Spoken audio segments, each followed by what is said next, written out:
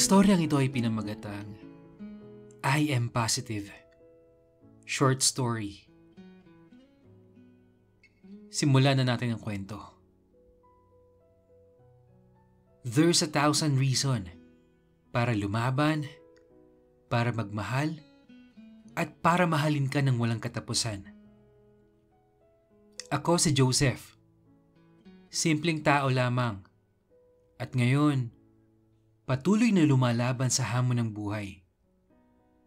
Kahit mahirap, kahit masakit, at kahit minsan, naiisip ko ng sumuko pero eto pa rin ako.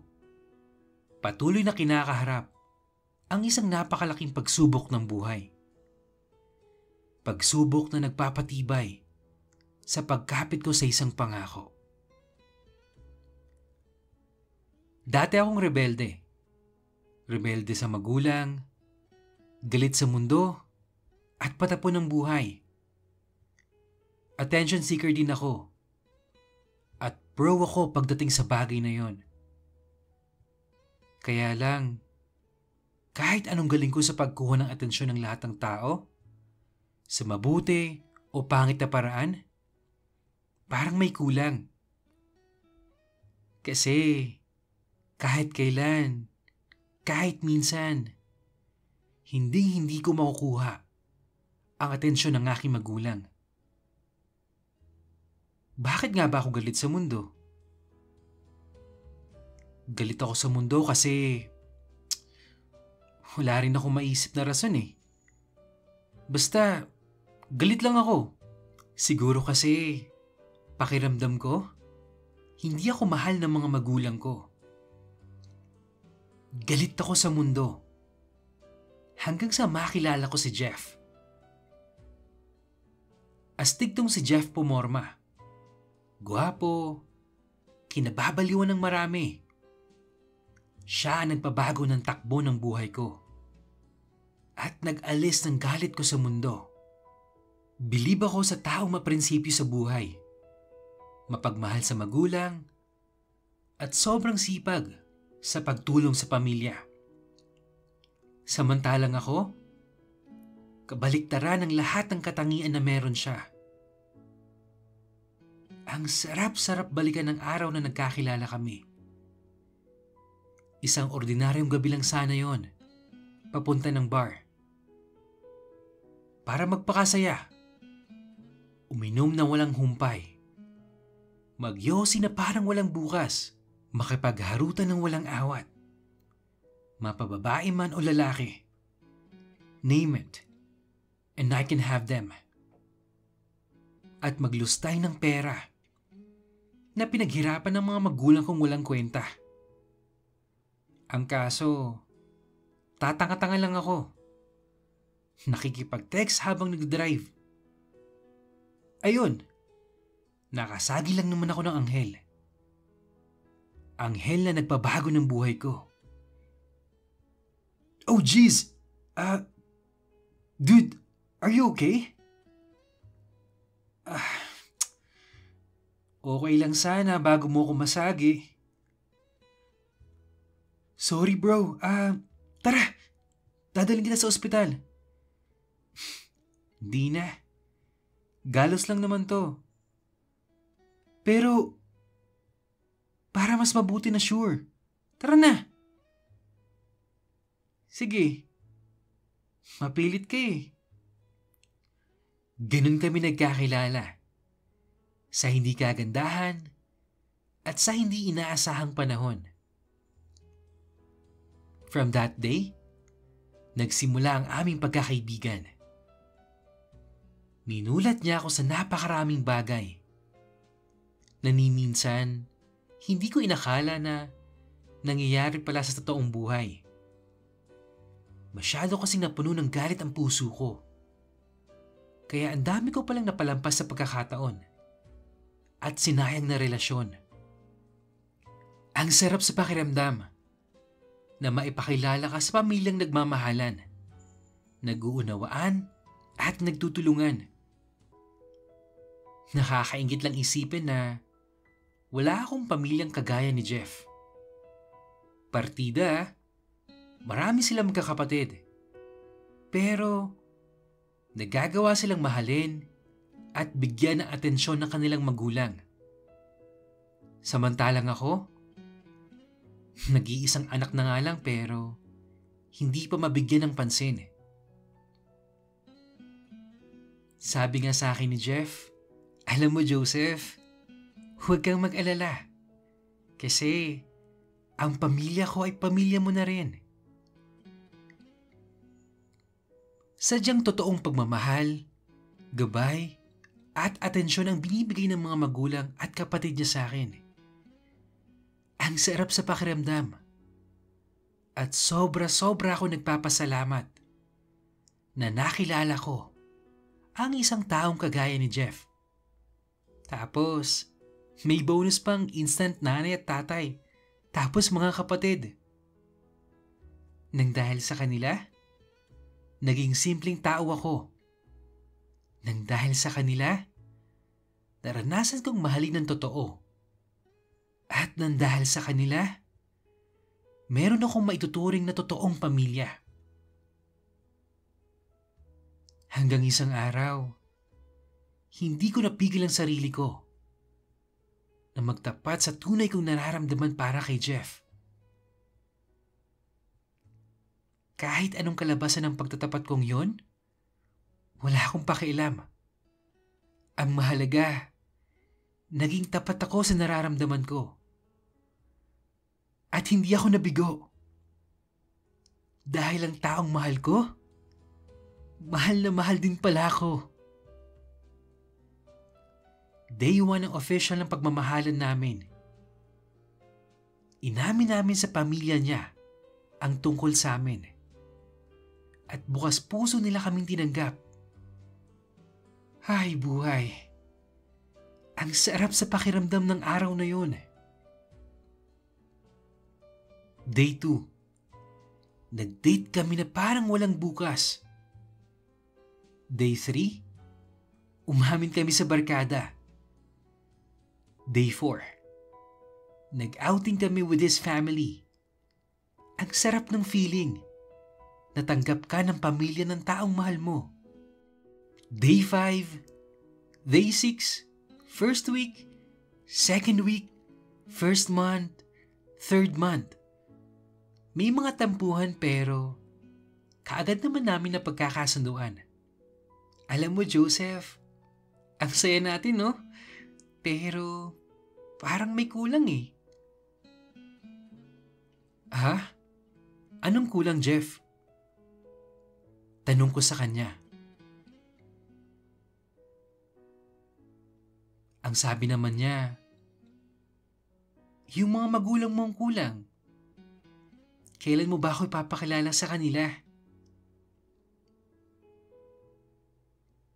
Sa tamang panahon, Jeff. Sagot ko. Minsan, masarap talaga ang bawal. Minsan, masarap tumikim ng ibang putahe. Bagay na pinagsisihan ko. Oo. Tanga ako eh. Ang loko ko kasi. Hindi ako nakontento. Pero, kahit nakokonsensya na ako sa bagay na nagawa ko, sekreto lang yon. Hindi dahil sa loko ko. Pero duwag at takot kasi ako na mawala ang taong pinakamamahal ko. Pero, may sikreto nga bang hindi nabubunyag? Makalipas ang 3 buwan, kinukulit pa rin ako na Jeff tungkol sa parents ko. At kung kailan niya daw ba ito makikilala. Dahil nga meron akong kasalanan sa kanya at dahil nabigo akong maging tapat sa kanya. Bilang pagpapatunay na mahal ko siya, sinubukan ko siyang ipakilala sa aking mga magulang. Akala ko happy ending ang bagsak namin. Tinakwil ako ng mga magulang ko. Ano bang mahalaga? kaming dalawa ni Jeff at ang pamilya niya. Pero dahil sa tinakwil ako, pinutol nila ang allowance ko. Dahilan para matuto akong magtrabaho.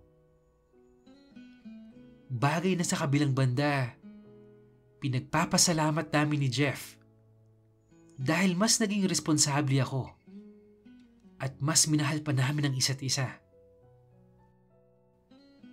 Makalipas ang 8 buwan ng malaking pagkakamali ko na nagawa sa relasyon namin, naging masasakitin ako. At sa araw-araw, mas nagiging malala ang nararamdaman ko. Dahil doon, nagpa siya akong magpa-check up. HIV test yun. Yun daw ang kailangan ko, sabi ng doktor. Dahil base sa mga nararamdaman kong sintomas, yun daw ang sintomas ng taong may HIV. Para kong binuhusan ng malamig na tubig yung katawan ko at hindi ako makakilos nang marinig kong sabihin ng doktor yon. Para akong binagsakan ng langit at lupa. Labag man sa pananaw ko at pang-intindi, nagpa-HIV test ako. Kamusta yung check-up mo? Tanong sa akin ni Jeff nang dumating siya sa bahay galing sa trabaho. Mautal-utal kong sinabi na, okay lang daw, sabi ng doktor. May mga gamot at vitamins na binigay sa akin para lumakas daw ako. Week after the test, bumalik ako ng ospital upang harapin ang resulta ng major test na tinake ko. Totoo nga talagang nakakakaba ang lahat ng test at higit pa ang resulta. Buong loob ko sa pwedeng mangyari sa akin, ano man ang resulta ng HIV test. Pero ang higit na kinakatakot ko ay si Jeff. Dahil kung positive ako sa HIV, malamang na positive din siya. Paano na yung pamilya niya? Yung mga kapatid niya na umaasa sa kanya? Sila nanay, si tatay, paano na sila? At kung sakali, paano na ako? Ako ang sisira, ang magpapahamak sa pamilya at anak nilang pinakamamahal. Sa kabila ng pagtanggap, paggalinga, pag-aruga, at pagmamahal na ginawa nila sa akin. Paano kung matatanggap ang sasabihin nila sa akin kung sakali? Lumabas ako ng ospital na parang wala sa aking sarili.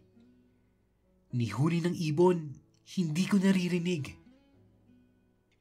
Wala akong nakikita, kundi ang mga paa ko habang naglalakad sa kalye. Sa kalye kung saan nagsimula ang lahat sa amin ni Jeff. Sa kalye kung saan hinihiling ko na lang na sana hindi na lang kami nagkakilala. At para hindi na siya nadamay sa buhay kong patapon. Totoo ngang wala pa rin akong kwenta hanggang ngayon. Totoo ngang inutil ako. At totoo ngang hindi ako katanggap-tanggap. Kaya kahit yung mga magulang ko, hindi ako kayang magawang mahalin. Dahil wala akong kwentang tao. Isa akong miserableng salot ng lipunan. Yung mundo na sinusuka ko ngayon, ay siyang sumusuka sa akin ulit ngayon. Handa na ako sa pupwedeng mangyari. Pagkatapos kong magtapat kay Jeff, kung ano man yung magiging reaksyon at magiging desisyon niya, tatanggapin ko. Kasi, sino nga ba ako para hindi umayon sa kanya? Jeff, pagkatapos ng sasabihin kong ito, tatanggapin ko kahit anong sasabihin at gagawin mo. Basta, lagi mo lang tatandaan na mahal na mahal na mahal kita. Sorry, kasi marupok ako. Sorry, kasi hindi ako nakontento sa kung anong meron tayo. At sorry na damay pa kita. Hindi ko sinasadya. Pero alam kong kasalanan ko, Jeff. Sorry. I'm really, really sorry, Jeff. Ha? Ano ba yun, Joseph? Hindi kita maintindihan eh. Tanging tugon niya. At kitang-kita ko mula sa mata niya ang pag-aalala. Dahan-dahan, unti-unti kong binigkas ang katagang. Jeff, HIV positive ako.